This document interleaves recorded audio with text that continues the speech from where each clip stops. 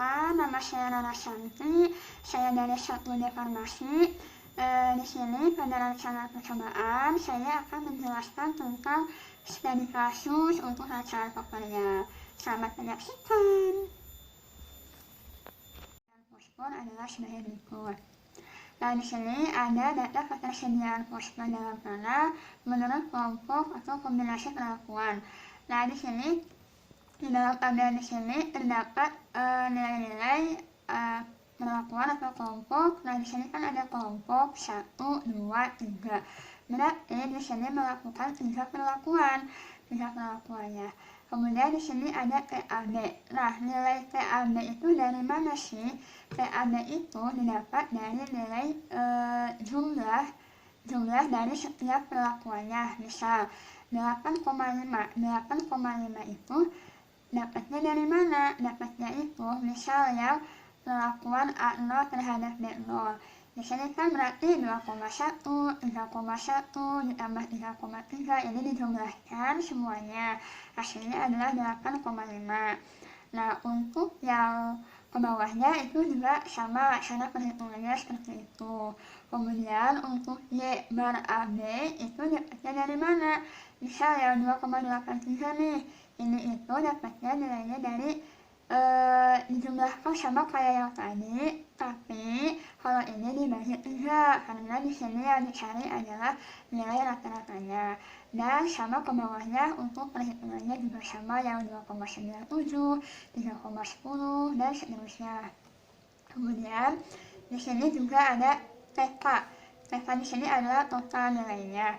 Untuk yang perlakuan 1 itu 67,2, untuk yang perlakuan 2 71,3, kemudian untuk perlakuan 3 72,2, kemudian untuk TAB 210,7 dan Y bar AB 4,39. Nah, di sini ada analisis jumlah kuadrat. Nah, di sini ada FK. Nah, perlu ketahui FK itu adalah faktor koreksi di mana rumusnya adalah Y dot kuadrat dibagi RAB. R di sini itu adalah perlakuan terhadap A dan B. Nah, di sini berarti kan 210,7 itu dikuadratkan dari nilai PAB per 48. 48 itu dari mana? 48 itu dilihat dari RAB. R kan tadi perlakuannya di sini kan ada 3, kemudian dikali 4 itu jumlah data pupuknya 4, sama kapur kan ada 4, kan? Jadi 3 kali 4 kali 4 berarti hasilnya adalah 48. Kemudian hasilnya 924,88521. Kemudian untuk jumlah kuadrat total ini menggunakan rumus sigma IJK YIJK kuadrat dikurangi FK. Nah, caranya itu berarti yang jumlah yang 2,1 di sini ya 2,1 sampai ke 6,1 itu dikuadratkan ya, kemudian dikurangi FK. FK-nya itu tadi udah didapat ya, 924,88521. Hasilnya adalah 141,115. Nah, untuk jumlah kuadrat kelompok itu caranya itu yang kita lihatnya dari totalnya itu. Nah, ini kan 67,2 dikuadratkan ya, kemudian sampai ke 72,2 dikuadratkan dibagi 16. Kenapa dibagi 16? Karena jumlah data atau N pada tabel itu ada 16 dikurangi FK, hasilnya 0,88. Kemudian jumlah kuadrat kombinasi AB. Nah, di sini jumlah kuadrat kombinasi AB itu dilihat dari nilai TAB ya, yang 8,5 sampai ke 18,1 itu dikuadratkan, kemudian dibagi 3. 3 itu dari mana? 3 itu adalah dari jumlah perlakuannya, kan tadi ada 3 perlakuan dikurangi FK, maka hasilnya adalah 137,115. 331. Nah, di sini ada data ketersediaan fosfor dalam tanah menurut kombinasi A, B ini ya. Nah, jadi dilihat di sini kan ada nilai TB. Nilai TB di sini misalkan ada 43,3 nih. 43,3 itu nilainya dari mana? Sama kayak yang tadi, yaitu dijumlahkan dulu ya, 8,5 ditambah 9,7 ditambah 12,6 ditambah 12,5, hasilnya adalah 43,3. Dan untuk yang 48,6 dan seterusnya sampai ke bawah itu sama cara perhitungannya. Dan untuk Y bar B ini kan 3,61, ini dapatnya dari mana? Ini dapatnya yang 43,3, nah yang ini itu dibagi 12. Kenapa dibagi 12? Karena jumlah seluruh datanya juga kan ada 12 gitu kan. Hasilnya 3,61. Kemudian yang 4,05 cara perhitungannya juga sama gitu kan. Kemudian yang ini TA ini 32,9, ini salah ya, harusnya itu adalah 31,9. 31,9 di sini dapatnya nilai jumlah data yang 8,5 sampai 5,2 itu dijumlahkan hasilnya 31,9, kemudian dibagi 12 hasilnya 2,66. 2,66 ini adalah untuk Y bar A, dan seterusnya yang 41,8 itu perhitungannya juga sama seperti yang 32,9. Kemudian tinggal dibagi 12 hasilnya 3,48 untuk Y bar A nya. Nah, di sini ada JK jalan atau jumlah kuadrat jalan. Nah, di sini saya menggunakan rumusnya itu adalah JK total kemudian dikurangi JK kelompok ya, dikurangi JK kombinasi AB. Nah, di sini tidak dimasukkan saja nilainya karena kan tadi sudah dihitung dan sudah dibahas juga ya. Hasilnya itu adalah 2,896. Kemudian untuk JK pupuk A. Nah, untuk pupuk A di sini lihatnya itu dari nilai TA ya, yang 32,9 sampai yang 62,8 itu dikuadratkan, kemudian dibagi 12. 12 itu nilai N-nya atau nilai seluruh anggotanya. Dikurangi FK hasilnya 92,976. Kemudian untuk JK kapur B ini dilihatnya dari nilai TB itu kan sama 43,3 dikuadratkan, kemudian sampai ke 56,7 dikuadratkan, hasil dikurangi dibagi 12 ya, maaf dibagi 12, kemudian dikurangi FK hasilnya 17,461. Nah, kemudian ada JK interaksi AB. Jadi rumusnya adalah JK kombinasi AB dikurangi JKA dikurangi JKB itu hasilnya 26,891. Tuh. Nah, di sini kan ada tabel ansira pengaruh utama dan interaksi pupuk kandang dan kapur ya. Nah, di sini kan ada SK atau sumber keragaman, kemudian ada derajat bebas, kemudian ada jumlah kuadrat, kemudian KT atau kuadrat tengah, F1 dan F tabel. Nah, untuk yang SK kelompok itu kan derajat bebasnya 2. 2 itu dari mana? Nah, tadi ingat. Nah, kelompok tadi kan kita ngebahas ada 3 kelompok, ada 3. Nah, yang 3 itu dikurangi 1, berarti kan hasilnya 2. Kemudian untuk kombinasi AB itu DB-nya 15, pupuk kandang 3, kapur pertanian 3. Nah, 3 itu dari mana? Tadi ingat, data yang pupuk itu kan ada 4, yang A0, A1, A2, dan A3 kan ada 4 tuh. Dikurangi 1, berarti kan hasilnya 3. Nah, untuk yang kapur pertanian juga sama. Kemudian untuk yang interaksi itu 9. Nah, 9 itu dapatnya dari mana? Nah, di sini berdasarkan literatur saya mendapatkan bahwa saya rumusnya itu adalah A-1 dikali B-1. Nah, A tadi kan sebagai pupuk ada 4, berarti dikurangi 1. Yang B juga sama, 4 dikurangi 1, berarti kan 3.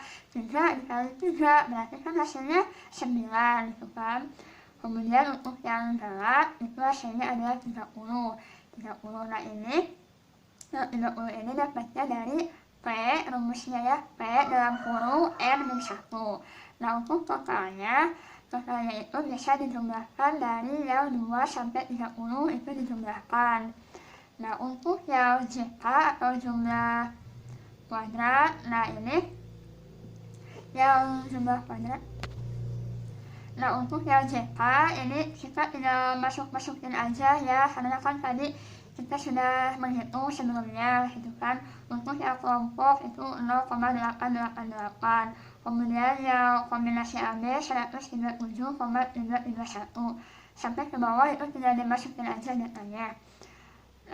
Kemudian untuk kuadrat tengah, nah ini kan ada 0,444. Nah itu teh dari mana sih 0,44? Nah di sini saya menggunakan rumusnya itu adalah JK dibagi DB atau jumlah kuadrat dibagi derajat bebas. Nah berarti kan 0,888 dibagi 2, hasilnya adalah 0,444. Nah untuk yang ke bawah juga sama nih, 9,155 itu dapatnya dari mana? Dapatnya dari 137,331 dibagi 15, berarti kan hasilnya 11,155, dan seterusnya sampai ke bawah itu kan. Nah kemudian untuk F hitung nih, F hitung gimana sih cara hitungnya? Nah di sini kan ada 4,601. Nah dapatnya dari mana? Di sini menggunakan, nah F hitung di sini menggunakan rumusnya itu adalah apa sih, KT nilai KTA ya dibagi galatnya. Maksudnya gimana sih? Jadi gini nih, hanya 4,601.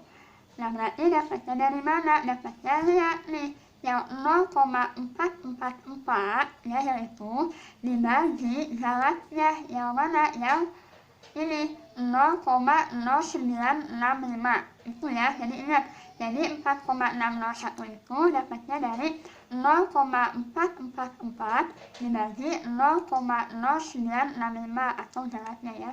Kemudian yang 94,875 itu juga sama. Dari mana? Dari 9,155 dibagi 0,0965, hasilnya 94,875, dan seterusnya sampai ke bawah. Nah untuk yang FKB 5% dan 1% itu bisa kita lihat ya di dalam tabel F ya kan.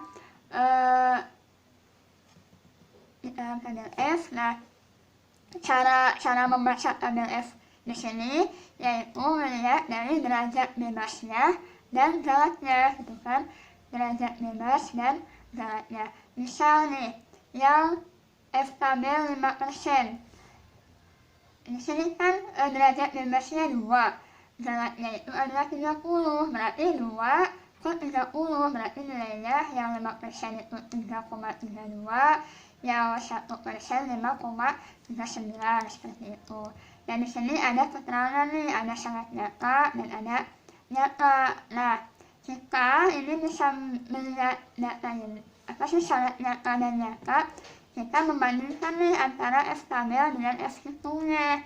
Nah misal kita bandingkan nih F hitung 4,601 dengan misalkan yang 5% nih 3,312, berarti kan lebih besar yang F hitung. Nah berarti kan di sini nyata itu kan, dan seterusnya sampai ke bawah. Nah kemudian setelah itu kan ada kesimpulan uji F. Secara keseluruhan di sini saya membaca bahwa semua faktor utama dan interaksi pupuk kandang dan kapur itu sangat berpengaruh nyata berpengaruhnya sangat nyata terhadap ketersediaan fosfor tanah ya, sehingga semua hipotesis umum itu dapat diterima pada taraf uji 5% dan 1% gitu kan, dengan kakaknya juga kan kecil yaitu 7,08%. Nah, kemudian di sini juga ada uji BNP atau uji beda nyata terkecil. Nah, kapan sih kita menggunakan uji BNP? Nah, uji BNP itu dilakukan apabila perlakuan itu kurang atau sama dengan 3. Nah, tadi kita kan perlakuannya itu sama dengan 3 kan, berarti kita harus melakukan uji BNP. Nah, untuk rumus BNP itu adalah akar dari 2 dikali KT galat dibagi R kali tabel BNP. Nah, di sini BNP 0,03 ya. Di sini kan P 30. Tadi sudah diingat ya, nilai galatnya itu adalah 30, berarti P 30 dikali akar 2 dikali KT kuadrat, KT galat, galatnya yang dari nilai KT ya, dibagi 12, itu adalah per R nya, didapatlah hasilnya 0,349. Nah, itu untuk yang P0,03 atau P30. Nah, untuk yang BNP 0,01 itu adalah 0,697 gitu kan. Mungkin sekian yang bisa saya jelaskan. Mohon maaf apabila ada kesalahan atau kekurangan dalam penjelasannya atau ada yang kurang paham, mohon maaf. Karena di sini saya masih belajar, mohon dikoreksi.